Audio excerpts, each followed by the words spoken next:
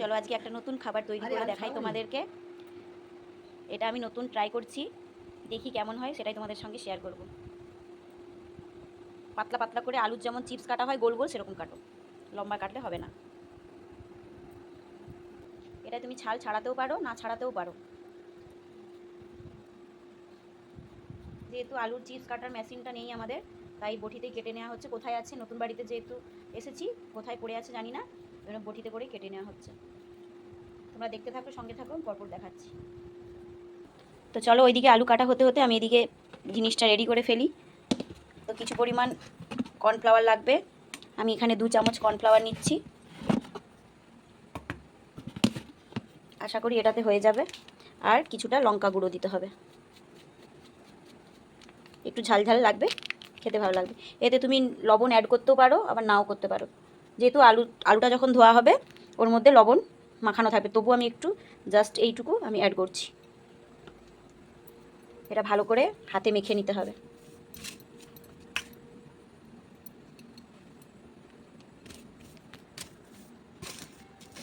তো এটা মাখা রেডি হয়ে গেছে, এটা থাকবে।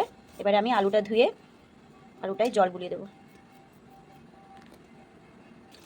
আলুটা ভালো করে ধুয়ে নিতে হবে, কারণ আলুর মধ্যে যে সাদা কষটা থাকে ওটা যাতে ভালোভাবে বেরিয়ে যায়, নাহলে পুরো কালো হয়ে যাবে। দিয়ে একটু নুন মাখিয়ে দিতে হবে, ভালো করে জল দিয়ে ধুয়ে নিতে হবে। তো এই দেখো, আলু ধুয়ে নুন মাখানো হয়ে গেছে। এটা একটু রেখে দেবো, নুনটা ঢুকে গেলে কিন্তু পুরোপুরিভাবে জলটা ঝারিয়ে নিতে হবে, নাহলে ভিজে ভিজে হয়ে রয়ে যাবে, হবে না। তো চলো পরবর্তী স্টেপ তোমাদেরকে দেখাচ্ছি। তো দেখো, আমি সেই কর্নফ্লাওয়ার আর লঙ্কা গুঁড়োর মধ্যে আমি আলুগুলোকে এভাবে ডুবিয়ে নিয়েছি। একটা তৈরি করেছি গোলাপ ফুলের পাপড়ির মতো দেখতে লাগছে, পুরো গোলাপ ফুল। তো এটা আমি কিভাবে বানিয়েছি দেখাচ্ছি। যেহেতু আমার কাছে টুথ স্টিক নেই, সেই জন্য আমি নতুন ঝাঁটা খাঁচিকে ধুয়ে ভালো করে নিয়েছি। কোথায় আছে জানা নেই। তো এই মুহূর্তে আমি,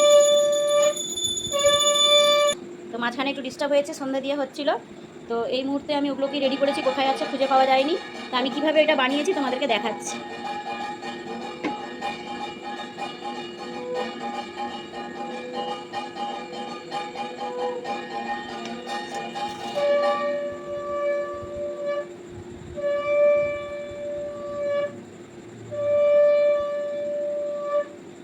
এটা খুব অসুবিধে হচ্ছে জিনিসটা, কারণ মেশিনে কাটা হয়নি যেহেতু, ওই জন্য খুলে যাচ্ছে।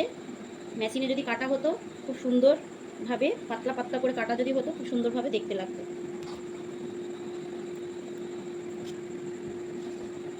এই দেখো জিনিসটা, এদিক ওদিক করে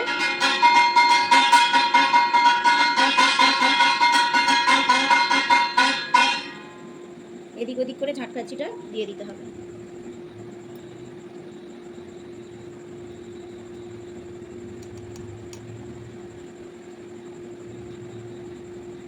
এটা মোটা আলুর জন্যই সম্ভব হচ্ছে না, মানে এত অসুবিধা হচ্ছে।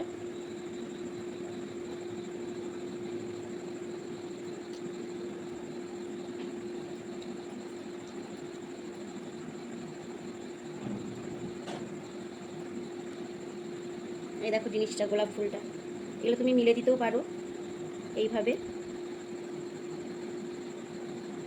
এক একটা গোলাপ ফুল তৈরি হয়েছে। তো আমি এগুলো সবগুলো বানিয়ে তোমাদেরকে দেখাচ্ছি। তো এই দেখো ফাইনালি সব রেডি হয়ে গেছে। এবার কড়াতে তেল বসিয়ে দিয়ে ওটাকে রেডি করে ভেজে তোমাদেরকে দেখাচ্ছি। এই দেখো তেলে ছেড়ে দিয়েছে, এটা ভাজা হচ্ছে। যেহেতু এটা মোটা মোটা আলু কাটা হয়েছে, তো ওই জন্য সব খুলে গেছে। যাই হোক, তোমাদেরকে দেখালাম গোলাপ ফুলের আলু চিপস যাকে বলে। হ্যাঁ বলো। তো এটা একদম কচকচ, মানে একদম কড়কড়া করে ভাজা হবে। এই কড়কড়া করে ভাজা হবে পুরো লাল লাল করে, তারপরেই খাঁচিগুলোকে খুলে নিতে হবে। গোলাপ ফুলের পাপড়ি খুলে গেছে দেখো। সন্ধেবেলায় সবসময় তো সব রকম খেতে ইচ্ছে করে, একই জিনিস খেতে ভালো লাগে না, তো সেই জন্য এটা বানানো। এই দেখো ভাজা হয়ে গেছে পুরো গোলাপ ফুলের মতো। আগেই বলেছি এটা খুলে যাচ্ছে, তার কারণ হচ্ছে টমেটো সস দিয়ে খেতে ব্যাপক লাগবে। এই দেখো খাঁচিটা খুলে দিয়েছি, খাঁচিগুলো সব খুলে দিয়েছি, পুরো কড়কড়া করে ভাজা হয়ে গেছে।